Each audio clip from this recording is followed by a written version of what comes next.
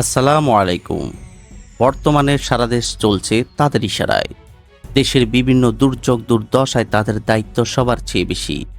বলছি দুইজন ছাত্র এবং দেশের যে সকল গুণীমান্য ব্যক্তিদের উপদেষ্টা করে অন্তর্বর্তীকালীন সরকার গঠন করা হয়েছে তাদের কথা, যাদের এক স্বাক্ষরে পাশ হয়ে যাবে হাজার কোটি টাকার বরাদ্দ।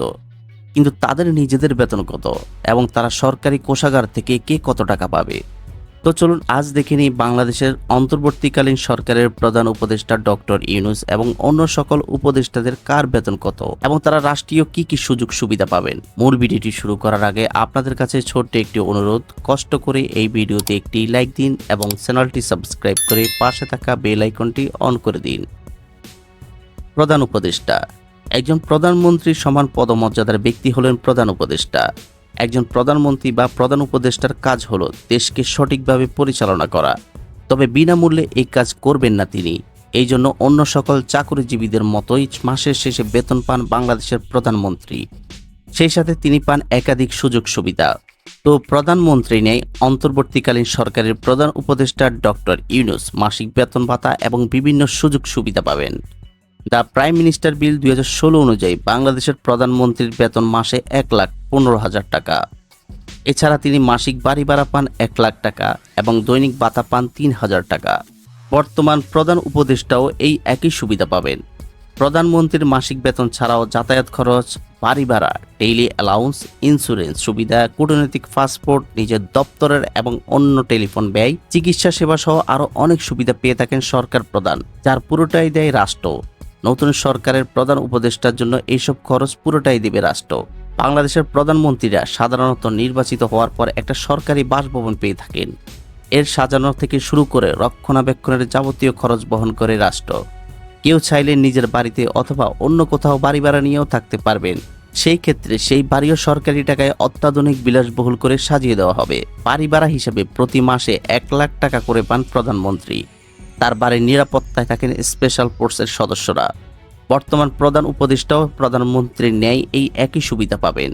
প্রধানমন্ত্রীর মতো প্রধান উপদেষ্টাকেও বিদ্যুৎ, গ্যাস, টেলিফোন ও পানির বিল যত খরচে হোক না কেন সবকিছুর খরচ হবে রাষ্ট্রীয় কোষাগার থেকে। দেশ এবং দেশের বাইরে যাতায়াত করার জন্য প্রধানমন্ত্রীর যে টাকা খরচ হয় তাও সম্পূর্ণ গ্রহণ করে রাষ্ট্র।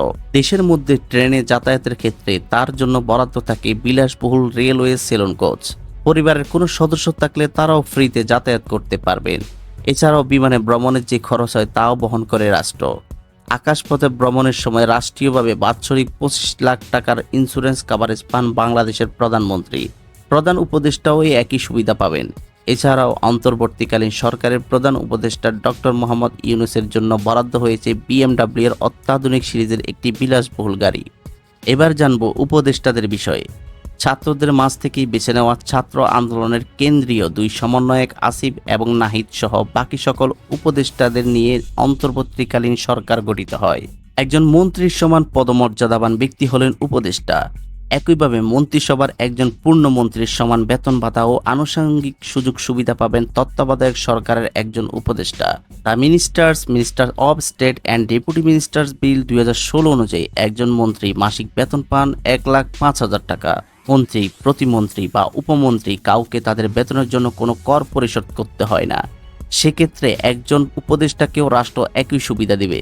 সরকারের নিয়ম অনুযায়ী একজন মন্ত্রী দৈনিক ভাতা পান 2,000 টাকা, নিয়ামক ভাতা পান মাসে 10,000 টাকা, স্বেচ্ছাধীন তহবিল থাকবে 10 লাখ টাকা, মোবাইল ফোন কেনার জন্য 75,000 টাকা, সরকারি খরচে সর্বক্ষণিক গাড়ি পাবেন। টাকার বাইরে অফিসিয়াল ট্যুরের জন্য অতিরিক্ত একটি জিপ গাড়ি পাবেন, যার যাবতীয় খরচ রাষ্ট্র বহন করে। উপদেষ্টারাও এই সুবিধা পাবেন। বিদ্যমান আইন অনুযায়ী সরকারের একজন পূর্ণমন্ত্রী বিনা ভাড়ায় সরকারি বাসভবনের সুবিধা পান। তার বাসায় গ্যাস, বিদ্যুৎ, পানি, টেলিফোন সহ ভবনটির যাবতীয় রক্ষণাবেক্ষণ বহন করে রাষ্ট্র। সরকারি বাসায় সর্বোচ্চ 5 লাখ টাকা মূল্যের আসবাবপত্র দেওয়া হয় এবং সরকারি বাসায় না থাকলে বাড়ি ভাড়া বাবদ 80,000 টাকা।